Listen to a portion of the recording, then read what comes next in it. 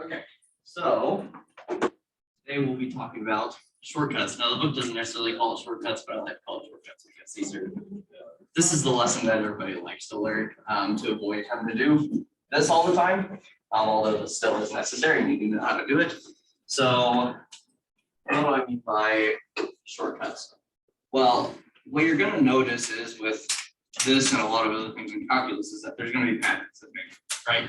Not every problem has to be done with this to understand what's going on. Sometimes we can just get a general picture of it and know what to do with it from there. So I just wanted to go through all those rules today. So that's why I'm going to be combining 2.5 and 2.7. Where 2.5 just kind of covers kind of some polynomials, whereas 2.7 gets into the more, we have some more complex functions, multiplying and doing things. Even though in this case is just some combination of a polynomial or square root of some sort. So anyway, let's go ahead and hop into this. So the first function we'll be looking at is the constant function. So just f of x equals c. Okay, so c is, we'll let c be a real number. So when I write those, I don't mean it's just a real number. So it's just any number, right? And I want to know what the derivative of this thing is. Okay, so we don't have x to a power or anything. We just have like 5 or 3 or pi. So if I want to find the derivative, right? So if I want to find f prime of x in this case, right? We need to use the 4-step process to evaluate this. So first step, right, is, so this is, in this case, we have y equals c. I guess we should write it to fit with that mold. So we're going to place y with y plus delta y. And we're going to place x with delta x. But there is no x here. So we just leave this as c. All right. So next step is that, so this is step 1 in the 4-step process. Step 2 says that I subtract y equals f of x from both sides. So I subtract y from this side, which leaves us with delta y, and then we're going to get c minus f of x. Well, what is f of x in this case? It's still c. So we get c minus c, which is simply 0. Okay, third step, we divide delta x from both sides. And so that gives us that delta y over delta x is 0 over delta x, which is 0. So anything you just divide 0 by anything, as long as it's not 0, it will still be 0. Finally, for the 4th step, we take the limit as delta x approaches 0 of delta y over delta x. But that's just the limit as delta x approaches 0 of 0, which is 1. It's just 0.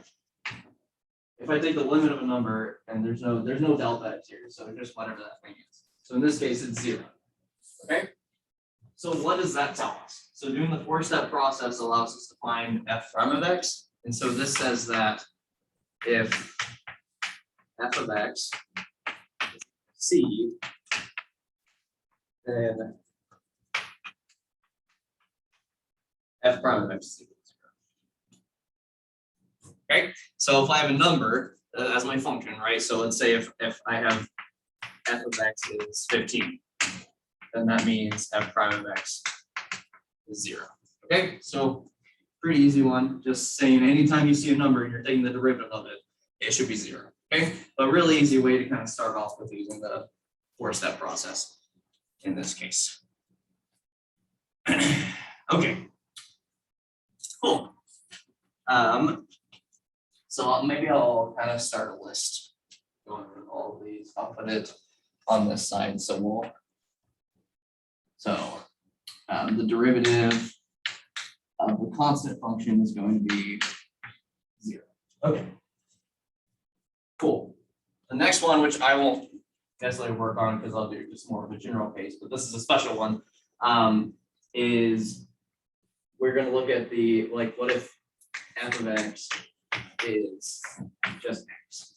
What is the derivative in that case? Well, you could go through the 4-step process, but also we could just see, right? So this is the same questions. So if I'm asking what is f prime of x, that's the same question as what is the derivative of x, right? Well, I could also just put this x on top. With, since it's a fraction, we can kind of look at it as a fraction. So this is dx over dx. What's dx divided by dx? 1. It's just 1, right? As long as dx isn't 0, right? Which it's not in this case. It's small, but it's not 0. Then this is just going to be 1, right? So another pretty simple one. The derivative of x is simply the number 1. Okay. Cool. Well. Sometimes, I don't just want x, right? Because obviously we don't just have an x to the first power all the time. Sometimes we have x to a higher power. So, so now we want to look at what happens if f of x is x to the n power, okay? Where, and we want to make sure n is greater than 0. And n is n. So we want to start out with by saying this because we don't want to, we're not going to work with negative numbers just yet. We're not going to work with anything that's not like, 1/2 or 5/4 or anything. We want to work with if we just have x squared, x cubed, x to the 4th, x to the 5th, etc. Okay, well, we can use the same exact process to figure out what the derivative of this thing is gonna be, right? So we're gonna find f prime of x, and we're gonna use our 4-step process. Again, so we're gonna apply this. So we have f of x. So y equals f of x, right? Which in this case is x to the n power, right? So step 1 of our 4-step process says that we're gonna take y and replace it with y plus delta y. And we're going to take x and replace it with x plus delta x.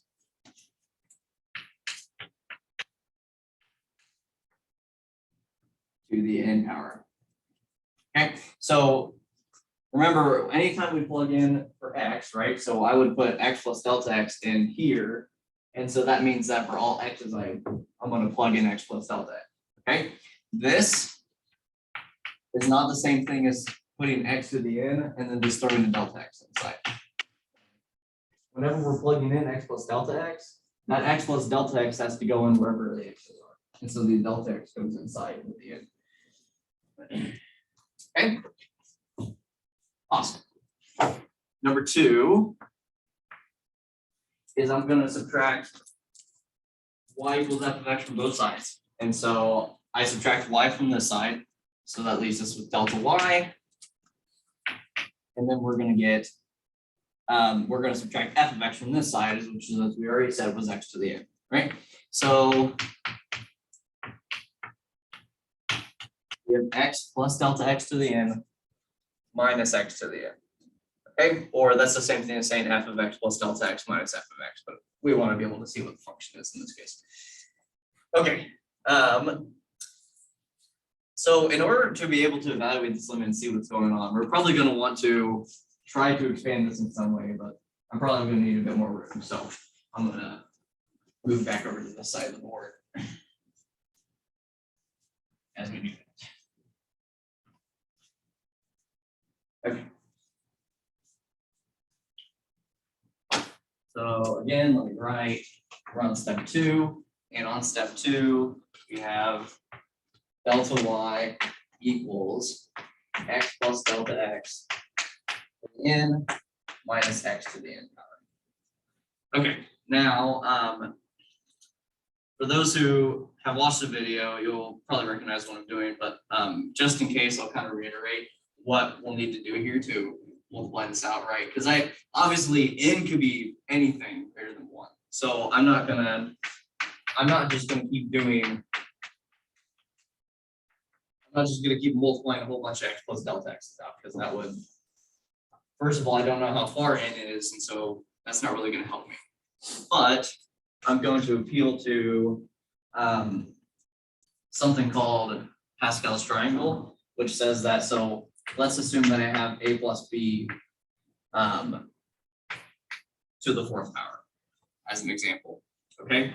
And whenever I would take this and multiply it out, what I'm gonna get is I'm gonna end up with a to the fourth power plus 4a cubed b plus 6 a squared b squared plus 4ab cubed and plus b to the fourth power. Okay, and you would see this if you multiplied each piece out, but we can actually generalize this statement into something called, like, these coefficients that we have in front, to something called Pascal's triangle, which looks so. Let me actually go this real quick.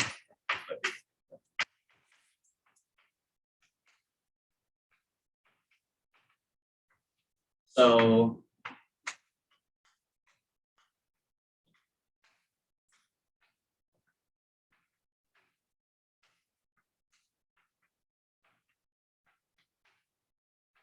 these are the kind of the first few. I doubt as you actually do these sorts of problems you go any farther than this, but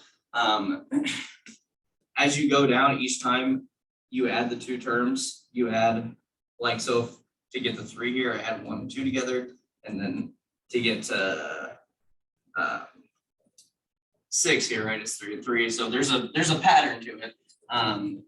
But essentially what this does for me is this says that anytime I'm multiplying a binomial like this, so this a plus b, and let's say I'm doing to, well, actually, let me go ahead and mention, notice that 14641 is matches up on this table. Okay, so that's where we can get that from. And if I was doing a plus b to the 5th power, right? Instead of having to multiply each piece out, all I need to do is go to this triangle, and I would see, okay, so let's start out with the a term. We have to the 5th power, so I'm going to have a term that has a to the 5th in it, and I'm going to put a number 1 in front of that, right? Then the next term, I need to add on a b, but I need to take away an a, because I should only have 5 terms at the most. So I'm going to have a to the 4th times b. So I take away 1a, I put on 1b. But then the next coefficient is going to be 5, right? And so on and so forth. We have plus 10, a cubed, b squared, et cetera, et cetera. You keep on going, but you'll be able to fill this out, okay? And the reason I mention all this is because I need to use this. I want to use this to kind of evaluate this out. Now, what's going to be important to us is only the first couple of terms, but still we want to understand where it comes from, so we're not just doing this randomly. So anyway, coming back to here, I'm extending this out now. So I'm going to have delta y equals x to the n power, right, which is going to be times the 1. There will always be the 1 when you take it to the n power. Now the next term you'll notice in each case, so here we have 2, 3, 4, 5, and this matches to 1, 2, 3. So let me kind of write this on the side. So this is to the 0th power, 1st power, 2nd power, 3rd power, etc. And so that means that this next coefficient here should be n. And then it'll be, I leave n x's on, or sorry, n minus 1 x's, right? Because I take away an x. And then as I said over here, we're going to add on the next term, which is going to be a delta x. Okay, now you could keep going with this, right? But what's going to happen, right, is each time I'm going to take away another x and I'm going to add on another delta x. So I'm going to have a whole bunch of terms, right, which will have varying coefficients, but they're all at least going to have 2 delta x's on it. Does that make sense? Do I need to explain that? Or they all at least had 2 delta x is right because I had to add one each time. And so when I get to the nth one, there's still going to be 2 in each case. Okay. And then over here, we still have that minus x to the n on the end. Okay.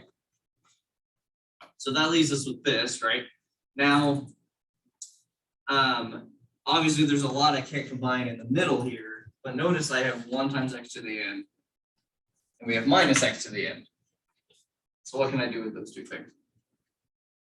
They're gonna cancel each other out, right? Because we have 1 times x to the n minus 1 times x to the n, which would be 0. So we have delta y equals n times x to the n minus 1 times delta x plus a whole bunch of terms times this delta x squared. Okay. Now, this next step, right, says that we divide delta x from both sides. So once I do that, I'm going to have delta y over delta x equals, now, if I'm dividing delta x from this whole thing, I can just divide it from each term, right? So I can divide it from this guy, right? So I have nx to the n minus 1 times delta x. So I cancel out one of those, and that leaves me with nx to the n minus 1. And then I can divide away one of these delta x's. So that's going to leave me with delta x times a whole bunch of extra stuff. Okay, so let me erase this more just to justify the move at the beginning. Okay. Now, step 4, right, says to take the limit as delta x approaches 0 of delta y over delta x, which is the same thing as taking the limit as delta x approaches 0 of nx to the n minus 1 plus delta x times a whole bunch of extra terms. Okay, so what is the limit? So as we said before, we can take the limit to each piece of the sum. So I can take it here and I can take it here. So what is the limit as delta x approaches 0 of nx to the n minus 1? Yeah, well, it's going to be just that thing, right? Because there's no delta x in this term anymore. It's gone. So as I take the limit, since this is unaffected by this, it just stays the same. What happens is this term though? It all goes to 0, right? That's why we could just kind of write it like this, because they're all going to go to 0. Since delta x goes to 0, and I still have 1 delta x left over, that whole thing goes to 0. So we're just left with nx to the n minus 1 after doing all of that. So what does that say? That says that the derivative, right, of x to the n, or f prime of x, if x is, if the function is x to the n, the derivative is the same thing as n times x to the n minus 1. Right? So that was useful to be able to get us to here, right? Now, what does this say? This says if I want to take the derivative of x to the n power, all I need to do is take the n, bring it down to the front, and then subtract 1 from it. Okay, let's see a quick example.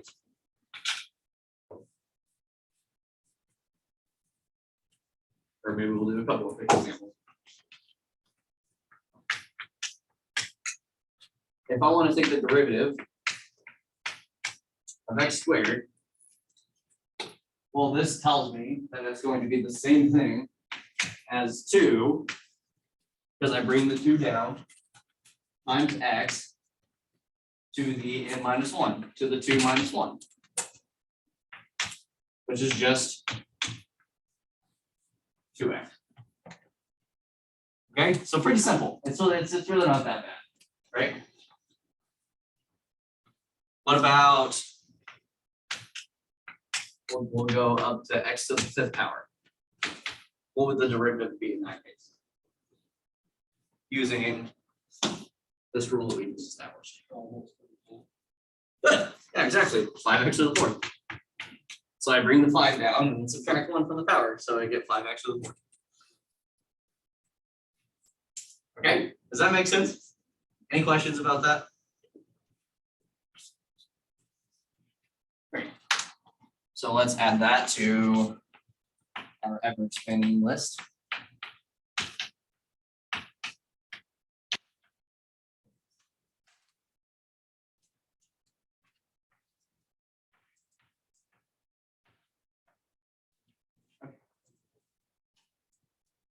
And let's go on to another one. Okay, so I'm just going to go ahead and kind of open up some space here as we move on to the next few. So as of right now,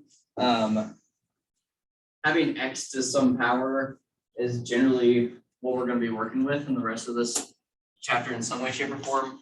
So we're not going to be looking at too many other functions right now. Now, when we get to chapter 6 here in a few weeks, we'll probably dive into that a bit more. But everything's going to kind of build off of what we just did. So, okay. Next, let's say that I have 2 functions, okay? So, which the book denotes as just u and v. So I'll say u is f of x and v is g of x. Okay, so I have 2 different functions, u is f of x and v is g of x. Okay, and we are curious to know what the derivative is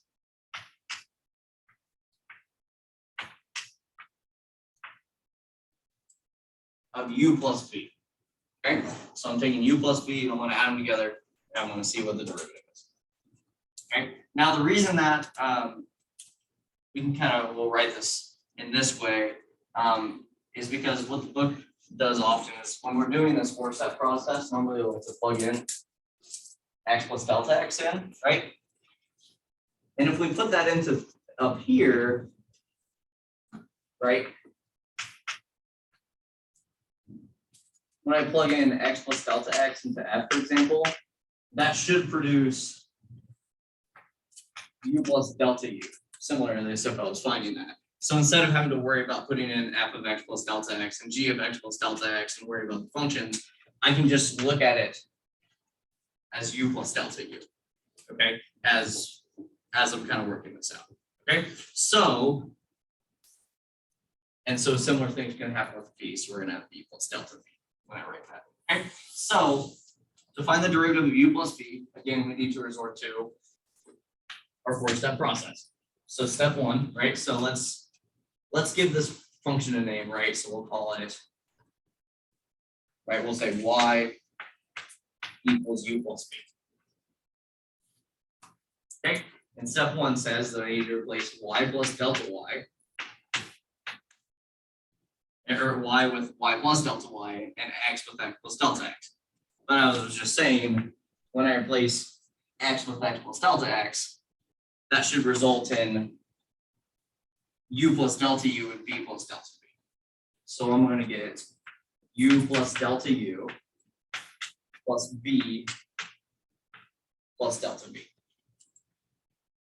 Just like that. Okay, so next step, right? Step 2, I need to subtract y as f of x from both sides. So, or whatever the function is basically from both sides. So I get delta y equals, so the same u plus delta u plus v plus delta v minus my function, which in this case is whatever u plus v is. Okay. Anybody know what's going to happen with the u's and the v's? In this case, they're going to disappear, right? Because I have u minus u, and we have v minus v. So the statement simply turns into delta y equals delta u plus delta. Just like that. Okay, so step 3 says we divide delta x from both sides. So when I divide delta x from both sides, we get delta y over delta x equals. Now, delta x is going to divide from both of these things, so I can separate each individual term. So we're going to get delta u over delta x plus delta v over delta x. Okay, so what does this do? Well, when we go to step 4, right, we take the limit as delta x approaches 0 of delta y over delta x. This is the same thing as taking the limit as delta x approaches 0 of delta u over delta x plus delta v over delta x. Sorry, I have to stick to that side, but that's okay. But remember in our limit rules, right, we can take that limit and kind of phase it through each piece. So I'm going to get the limit as delta x approaches 0 of delta u over delta x plus the limit as delta x approaches 0 of delta v over delta x.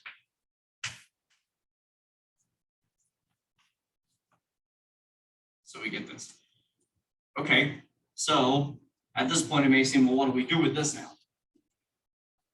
Well, remember, the limit as delta x approaches 0 of delta y over delta x, I might move this forward real quick.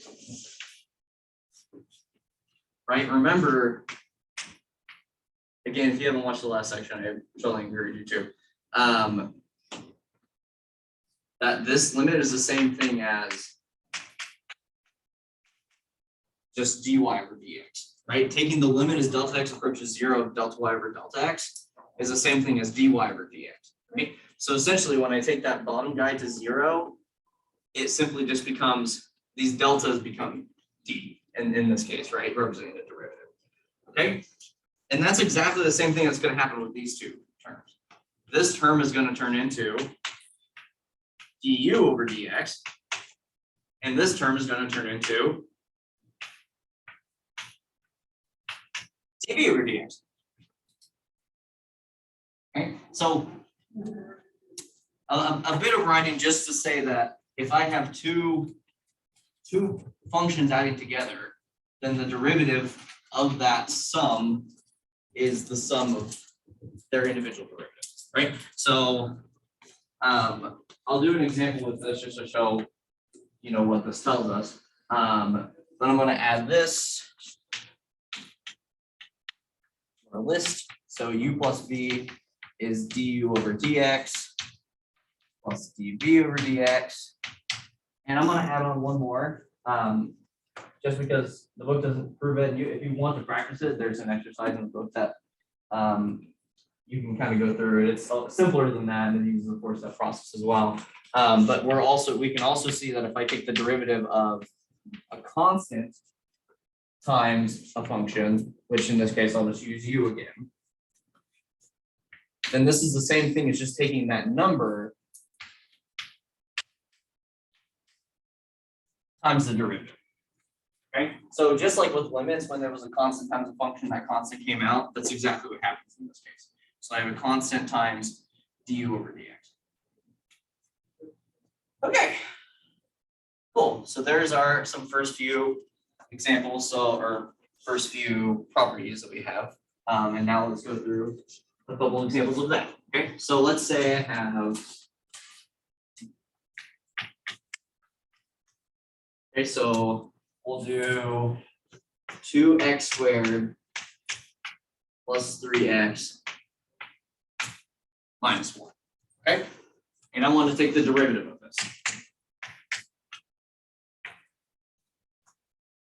Well, first, the sum rule tells me that the derivative of the whole thing is the same thing as the derivative of each individual term. So the derivative of 2x squared plus the derivative, there we go, of 3x plus the derivative, or you could even say minus the derivative. I know we put some there, but even if it's minus, it works the same way. of 1. Okay, so this is the same thing as the derivative of each individually. Okay? And if we also can use the rule we just wrote and say if it's a constant times a function, right? So this 2 and this 3, we can just pull those out. So I'm going to get 2 times the derivative of x squared plus 3 times the derivative of x minus the derivative of 1. Okay, so now let's walk through this, right? What is the derivative of x squared? It's going to be 2x. We bring down the 2, subtract 1 from the power. So we have 2 times 2x. What's the derivative of x? Just 1. Yep. We actually wrote that one at the beginning. It does actually follow in the same setup, but it's just a little stranger since you have to do 1 minus 1, it becomes 0. So I like to write that one separately. But we have 3 times 1 minus, what's the derivative of 1? 0. Good. So this leaves us with 2 times 2, which is 4, x plus 2. And so that is the derivative of that function. Okay? You could, even if you want to, right, I wrote each individual step so we can break it down and look at it, right? But as you kind of work through these more and more and practice them, you can just go along and see, okay, we have 2x squared, so the derivative of that's going to be bring down the 2, 2 times 2 gives us 4, x to the 2 minus 1, and then this just becomes 3, right? Because the derivative of x is 1, and then that becomes 0. And so break it down, of course, as you're going through, but as you work through the semester, we can probably more easily just cut to the chase, okay? Kind of have these rules as see them in passing, but not necessarily have to write down each individual one. Okay, do I need to do another example of this, or is that good for everyone right now? Yeah, absolutely, of course.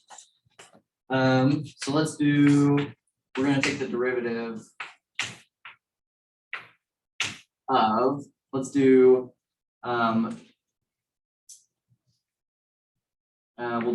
2, I'll just use 2, 2x to the 5th minus 4x cubed. Okay, so again, right, I can take the derivative and split it up to each piece. So this is the same thing as taking the derivative of 2x to the 5th power minus the derivative of 4x to the 3rd power, right? Constant will come out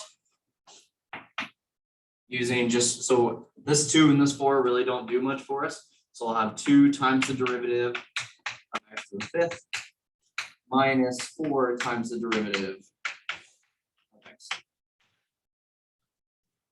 Okay, what's the derivative of x to the 5th? 5x to the 4th. And we'll go ahead 2 times, so we said 5x to the 4th. Actually, I can 5x to the 4th. What's the derivative of x cubed? 3x squared, good. Okay. 2 times 5? 10. Okay, good. I just asked that to make sure everybody's in it. 4 times 3? Oh, yes.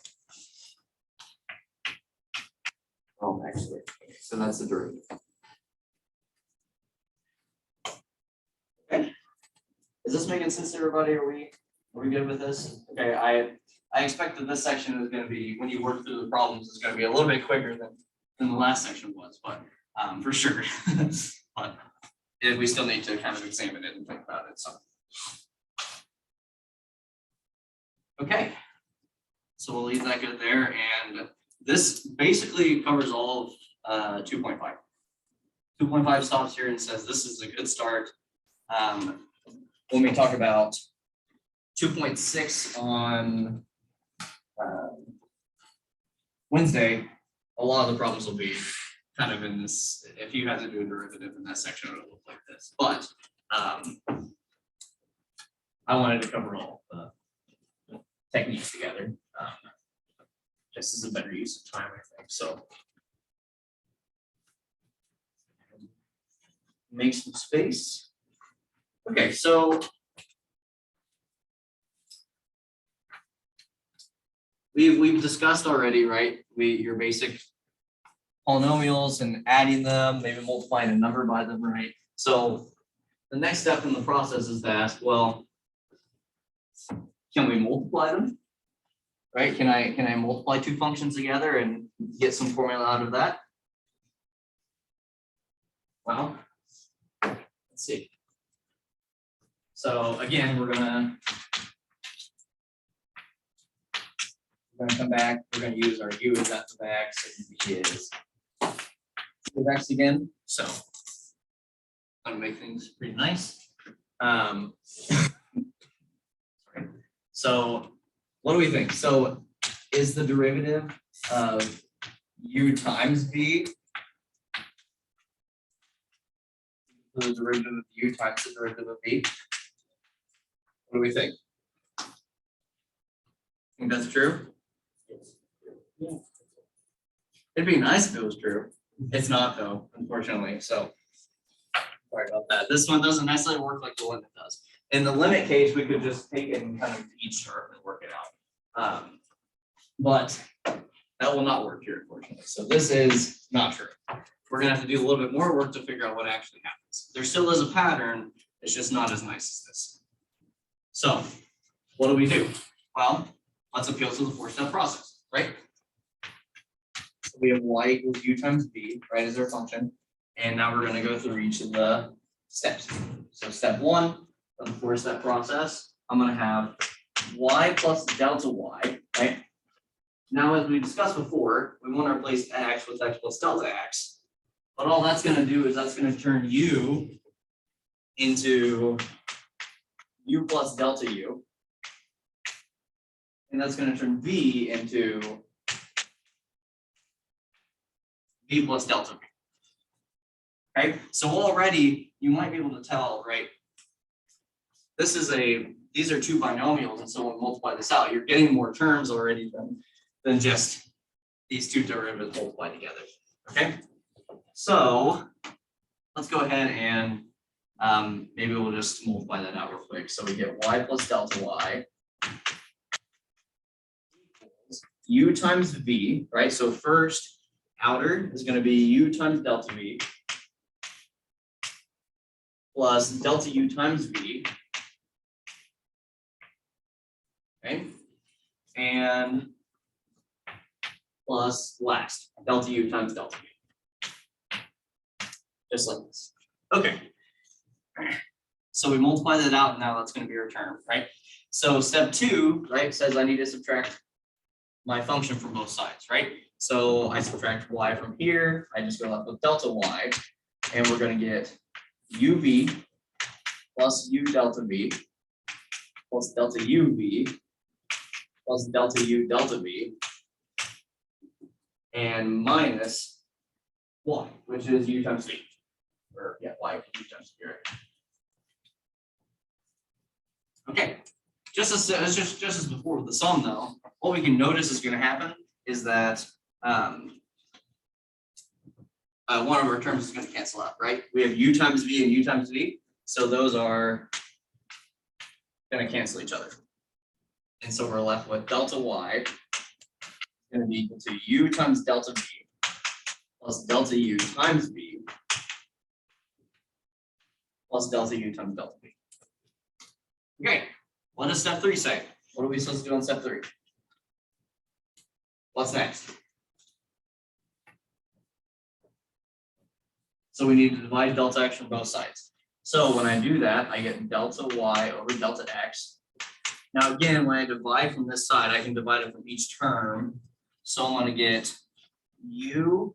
Now, remember, if I'm dividing, so if I have two terms multiplying, right? So just as a quick example, I have 2 times 3, right? And I divide 4 from that. I can also write this as 2 times 3 over 4, or as 2 over 4 times 3. I can just take that dividing term and do it to one piece, okay? And that's because they're multiplying. If they were adding, I couldn't do that. I had to do it from both. But in this case, since we're just multiplying, the effect is the same. So as a result, I'm gonna write this as U times delta V over delta X. This becomes, I'm gonna put the V in front, and we're gonna get delta U over delta X. And then we have, now in this case, this one you could choose, obviously, but I'll just leave the delta U up front. Okay. So that's step 3. And now the step comes to take the limit of this. So step 4, we're taking the limit as delta X approaches 0 of delta Y over delta X. Okay, so before we do this real quick, let's go ahead. This one might be, these two might be interesting. This one actually just ends up collapsing on itself and it just becomes 0. So let me show real quick why that is. So if I'm taking the limit as delta X approaches 0 of delta U times delta V over delta X, right? What is allowed with limits is I can take each individual term. So this is the same thing as the limit as delta X approaches 0 of delta U times the limit as delta X approaches 0 of delta V over delta X, right? Now, as we talked about with the sum problem, right? This is just the same thing as dv over dx, okay? Well, what about this? What's happening here? Well, delta U, right? Remember, what is U? U is f of x, right? So if U is f of x, delta U, right? Doing the same sort of 4-step process, right? Is the same thing as f of x plus delta x minus f of x. Well, actually, my bad, sorry. Delta U is the same thing as just the top part. So it's just f of x plus delta x minus f. Okay. So there's this delta x, and so if I'm trying to take the limit of this thing, the delta x is kind of inside, so it's hard for me to tell what to do with it. But if this thing was over delta x, that would make things a little easier, right? Because this is the definition of the derivative, right? That's the f of x plus delta x minus f of x over delta x. And so this thing is simply, when I take the limit, is going to be just f prime of x, right? But in order to call this, in order to divide by delta x, I also have to multiply. So delta U is the same thing as f of x plus delta x minus f of x. And then I simply can just multiply and divide by delta x. It's the same thing, right? And again, if I'm taking the limit of this thing, of delta U, I can do the limit of each piece, right? So this, if I take the limit of it, is f prime of x. What's the limit of this thing if I take it to 0? It's just 0, right? Because if we're doing the limit, it's delta x approaching 0. So because this goes to 0, and this is f prime of x, the whole thing just goes to 0. And since this is 0, this goes to 0, and so this limit, this piece just kind of disappears. Okay, so just a quick mention. So if when I didn't write it, it's like, where did it go? What happened to it? This is exactly what happened to it. So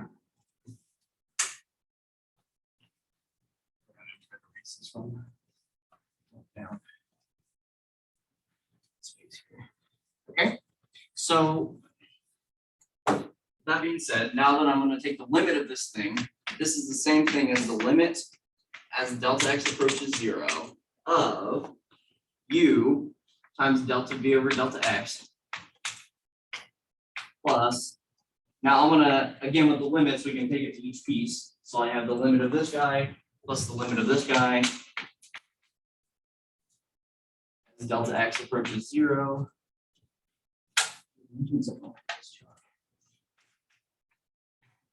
Of v times delta u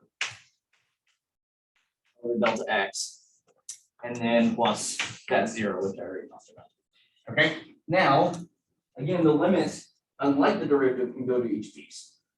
The u and the v on their own don't have any delta x involved with them, right? So the limit of that piece is just that thing. So the limit of u is just u, and the limit of v is just v. These guys, as we talk about in the sum, are going to turn into du over dx and dv over dx, respectively, depending on which variable we're talking about. So the limit of delta y over delta x becomes u times dv over dx plus v times du over dx. Like that. Okay, so we'll add that to our ever expanding list.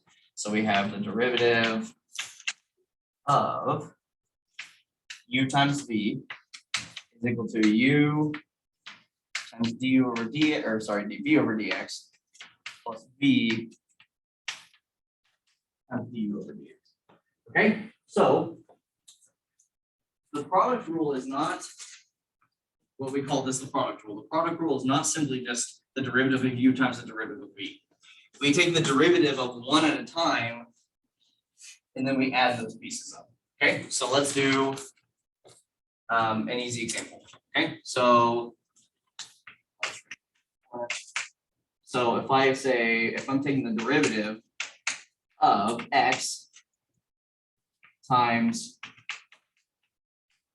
x plus 2. Okay, you could realistically multiply that out and do that, but for our purposes here, before we get to kind of the harder example here, let's do this. Okay, so if I want to take the derivative of this using product rule, right, I'm going to give names of it, right? So we need a u and a v, right? So I'll call this x right here, I'll just call that u. Actually, if we want to make this more interesting, we'll make this x squared. Why not? And we'll call this term b. Okay, so product rule says that the derivative of u times v is going to be, right? So let's get all of our pieces here, right? So we're saying that u is x squared, right? And v is going to be x plus 2. So what is du? What is the derivative of u going to be in this case? 2x, good. What is the derivative of v in this case? It's just going to be 1, right? Because the derivative of x is 1 and the derivative of 2 is 0. And when I add those two pieces together, it would just be 1. So we get 1 here. Okay. So the derivative of u times v is u times dv over dx. So we get u, which is x squared, times dv over dx, which is 1, plus v, which is x plus 2, times du over dx. So we get 2x. Okay, now you can multiply that out and put things together if you wish. If you did multiply at the beginning and then check the derivatives, they'll line up. But this is perfectly a fine answer for our purposes, right? So again, let me reiterate, this term is u, this term is dv over dx, this term is v, and this term is du over dx. Okay, so obviously that one took a little bit longer to evaluate, but again, nothing too insane in terms of the actual result, right?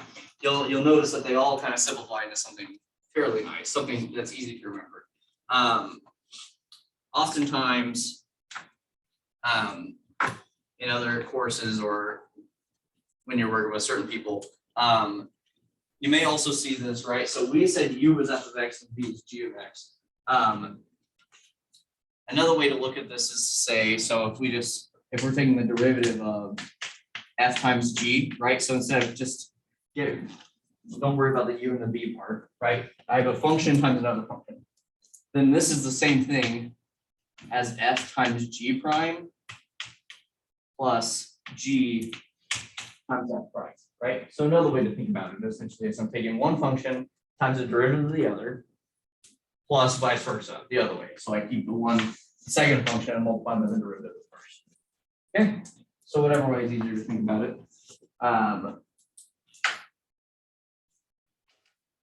Should I run through another example of this one, or can I move on to quotient rule? Okay, cool. Okay, quotient rule won't take us as long because we simply just need to apply product rule.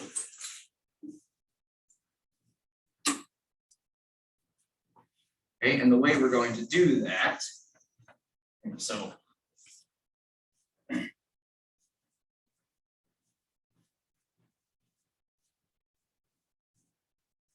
right, so when I say quotient rule, right, so again, I'll go off of what the book says, so if you need to check there, you can kind of follow easier with what they're doing. V equals g of x, right? Now we're going to find the derivative of u divided by v. Okay? And the kind of magic that we do to evaluate this one is I'm going to give u divided by v a name. I'm going to call it w. So I'm going to let w equal u divided by v. Okay? Now, what that means, right, is that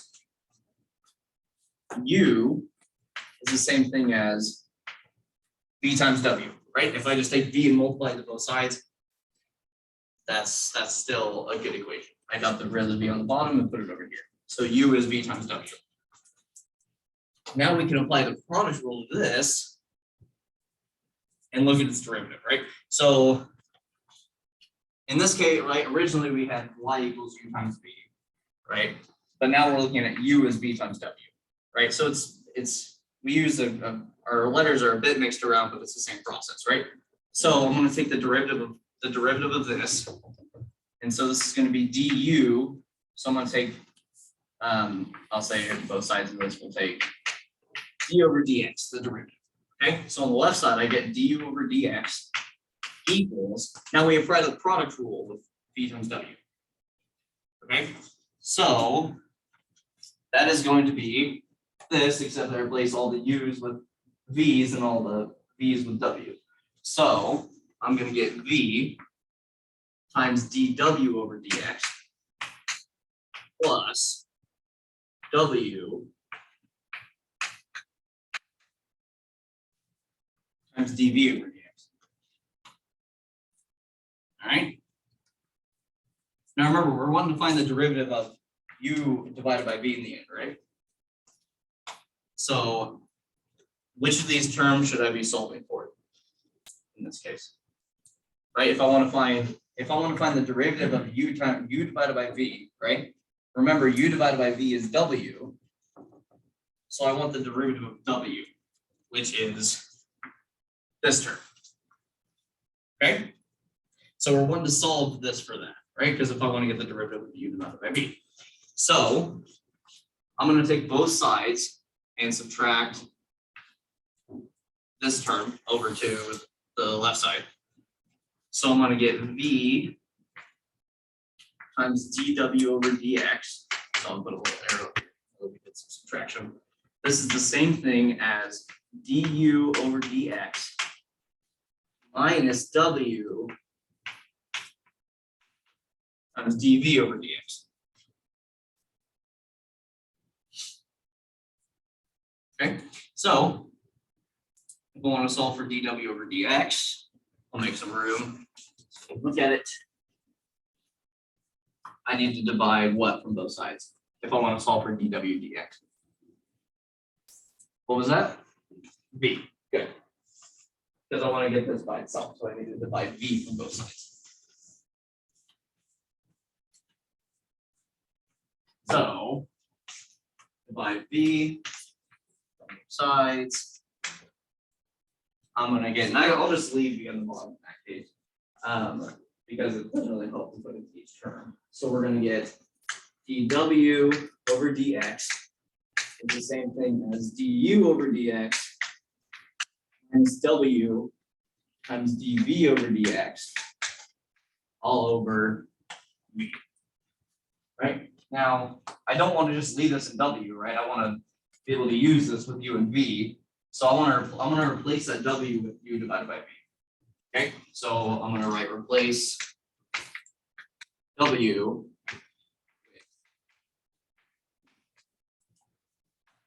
and that's what w was in the first place. So this tells us that the derivative of u divided by v is the same thing as du over dx minus u divided by v times dv over dx all over v. Okay, so you could call this good, although there is a bit of a nicer way so you don't have to carry that u divided by v like in this form through. What we're going to do is simplify this a tiny bit.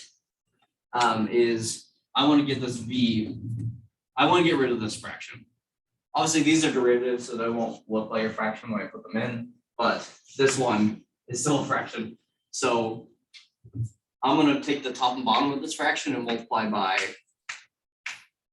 v, right? Because if I do that, that'll cancel out this v and just put it on the bottom. Now, when I do that, right, I have to multiply with all the terms on the top.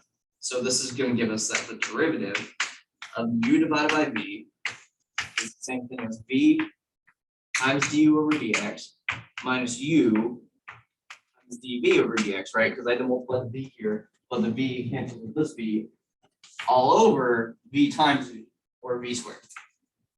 Okay, so let's add that to, that's the end of that. Let's add that to our list.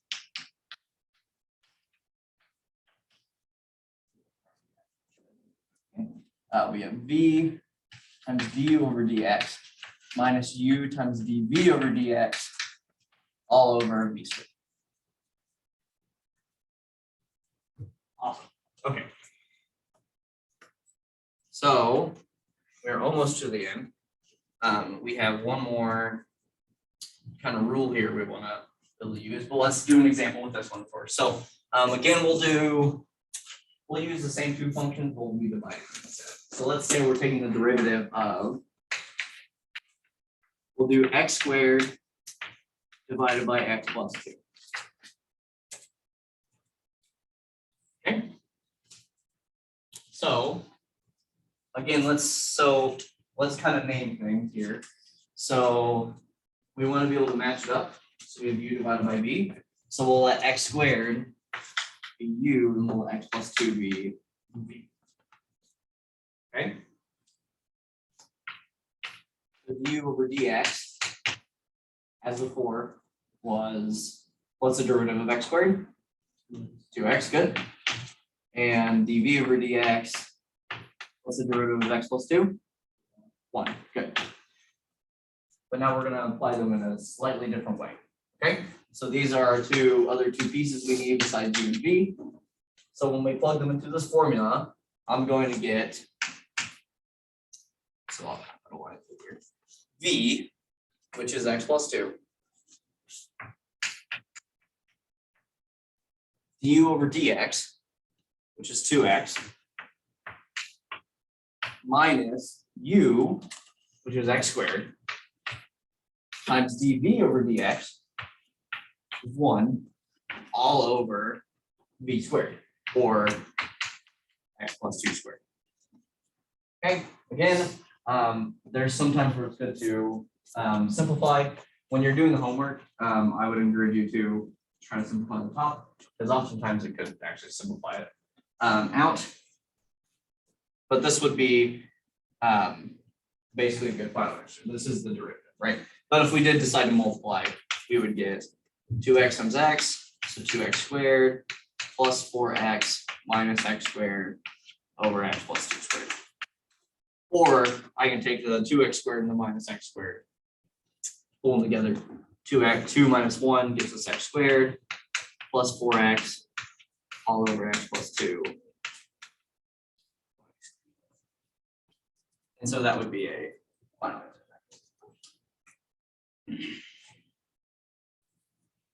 Okay.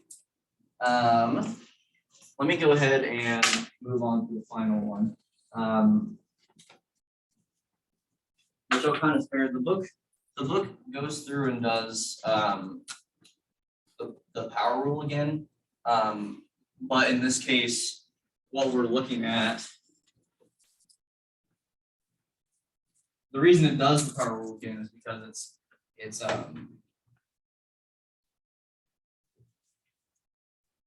is because instead of just taking the derivative of x to an n power, it does the derivative of u to an n power instead. Okay, so instead of putting just letting it be x, it's a function. So it's some function besides x. So there are some more precautions we have to deal with now, right? Because I mean, you could think about this as the same thing. Now we won't have to end up putting it like this, right? Of u times, right? Or sorry, you're multiplying u by itself in time, right? Now these are all functions, right? So we have to, at first you'd say, well, I have to use product rule in that.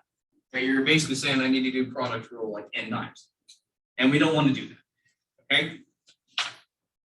Instead, we can kind of make this a bit simpler. So since we already did the power rule, I'll kind of speed through this one a little more, since it's the same thing, but kind of make note of some of the things that pop out. So for step process, we're gonna let y equal u of n, and we're gonna go through each step. So number one, we get y plus delta y equals u plus delta u n powered. Okay. Step two, we get y plus delta y equals u plus delta u to the n minus u to the n power. But in this case, right, again, we can use the Pascal's triangle. And so we're going to be left with, or sorry, I left the y over there, didn't I? So we get delta y is going to be the u to the n subtract, so we're left with nu to the n minus 1 times delta u, right? Plus delta u squared, a whole bunch of excess pieces, okay? Now, already we might be starting to notice something that's a bit different, right? Because in the last case we had delta x's here, right? So those could easily go to 0. But now we don't just have delta x, we have delta u's, right? So that's already going to give us a little bit more trouble than we hoped for. So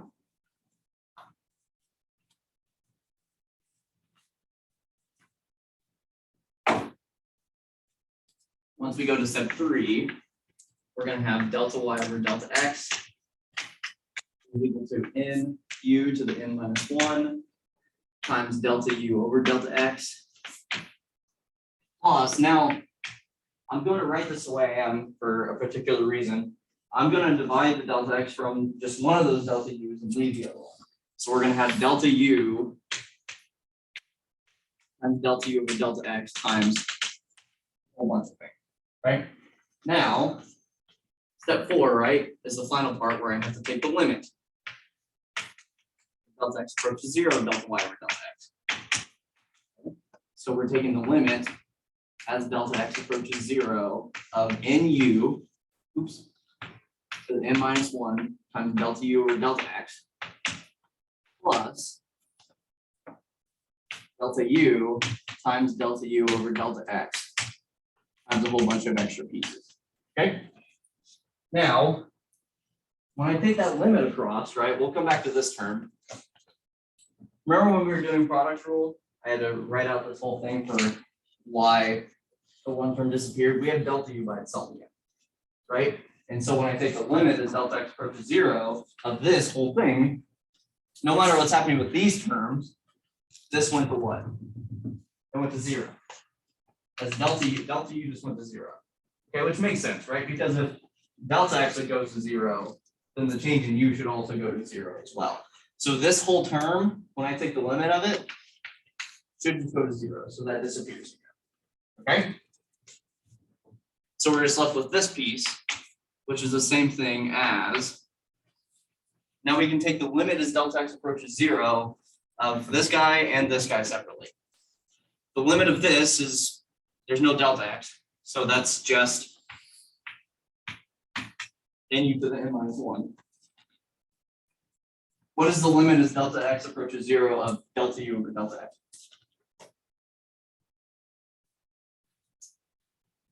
Right, what happens to those deltas? Right, this is, right, what are we finding in this process ultimately? We're finding, this limit is the same thing as dy over dx, right? Those deltas become d's. So when we're taking the limit as delta x approaches 0 of delta u over delta x, that's just going to become du over dx. Okay, so this is the generalized power rule. Okay, and if we can permit, we'll have a bit of time.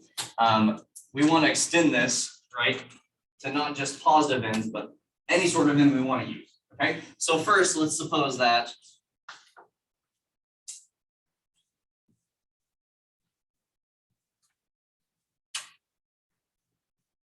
what happens if when n is negative.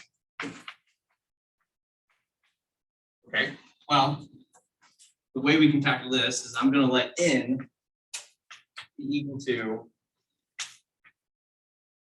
I'm going to call it minus n, okay, where m is greater than 0, m is an integer, right? We're going to deal with negative m instead, right? So now I'm dealing with, so we were talking about the derivative of u to the n power, but since n is negative, this is the same thing as, I'm going to write it as u to the minus m. But now I can write this as, do you remember what happens if I have a negative exponent? What I can do with that? What I do with the whole thing? No? Okay, that's fine. Anytime I have a negative exponent, that gets pulled down to the denominator, right? So if I have x to the negative second power, for an example, this is the same thing as 1 over x to the second power. Okay, this is going to be important, so please keep that in mind. Something to remember, if I have a negative exponent, it just gets brought down to the denominator. Okay, now I know how to take the derivative of this, and I know how to take the derivative of this. What rule can we use here? Right, we have something divided by something. We can use the quotient rule, right? So, which is this one. So let's use that rule. You're going to get, let's see, so we'll kind of spare some of the, because u is already here, so that might get a little confusing. So we have the denominator, right? So u to the m is our v in this case. So we're going to have u to the m times the derivative of the numerator, which is 1, minus u, right, which is, or the numerator, which is 1 in this case, times the derivative of u to the m power, all over the denominator squared. Okay, what is the derivative of 1? 0, good. The derivative of u to the m, since m is a integer that's greater than 0, it's just the exact same, it's this derivative that we just found. So this is, so this whole thing becomes 0. We get negative m u to the m minus 1 times du over dx, all divided by u. Now, if I have something to a power raised to a power, what can I do with those powers? We can multiply them. Good, I'm glad everybody remembers that. Okay. Okay. If I have something So this is n minus one, sorry. If I have something to a power divided by something to a power, what can I do with those two powers? Subtract them, as long as they're the same base. So this is the same thing as, so we have minus m times u to the m minus 1 minus 2m times the d over dx. So m minus 2m just leaves me with minus m.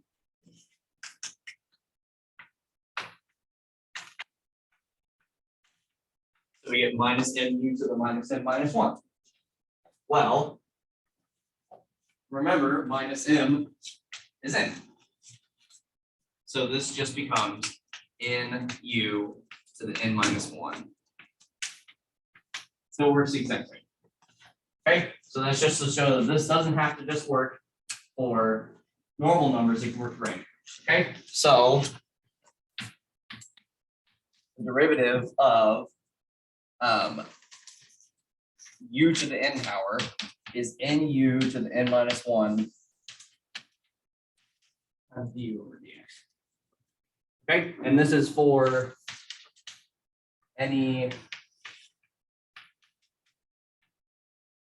rational n. I can't prove the other case right now just because we'd have to do another lesson to get to that point, but this is for any n, so you could do 1/2, you could do -4, you could do anything. And this really extends to even like pi or something, but that's not really going to be important for our class. So, okay, so one last statement along with this is this comes off of something called the chain rule. Okay, so if you want to have names of things so you can help remember it, I'll kind of write the names on here. So this is product rule, quotient rule,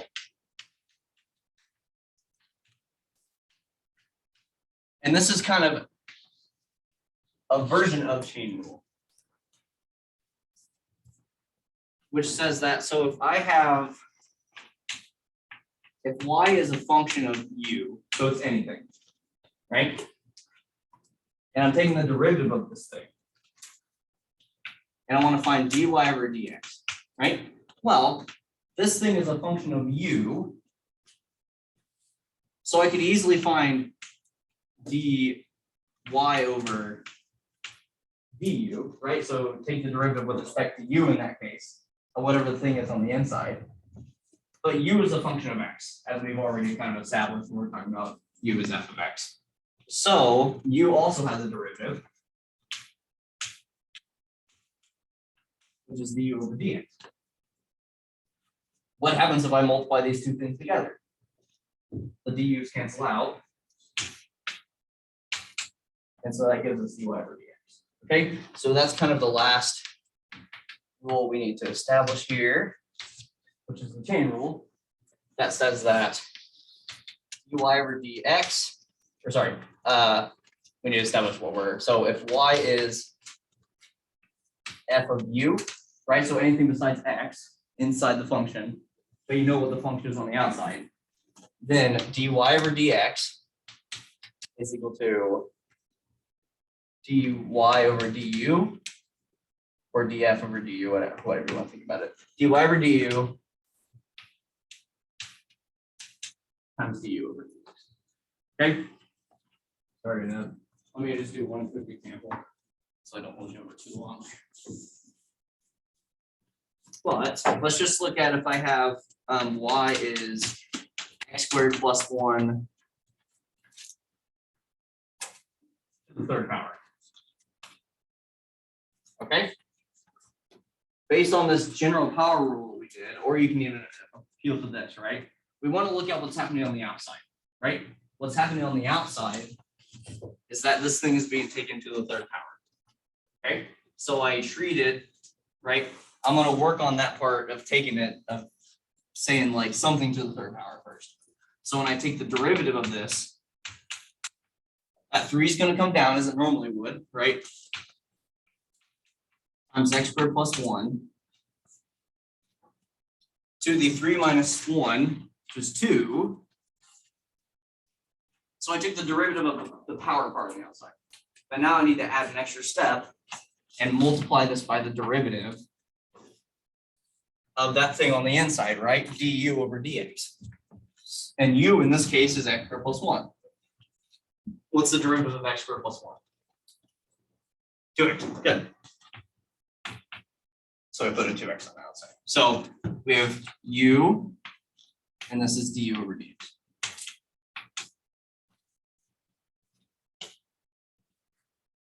Okay, so it's good to mention both.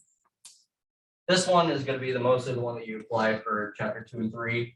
So if you want to remember this, that's good. But as we get into more complex functions like trig functions and exponential functions, we're going to need to know how to go through this. And I'll reiterate it as time comes around, but please just kind of be thinking over that. But we'll call that good. If you want to do more examples, talk to me. But other than that, this is all the knowledge you need of the shortcuts to do derivatives. For time being.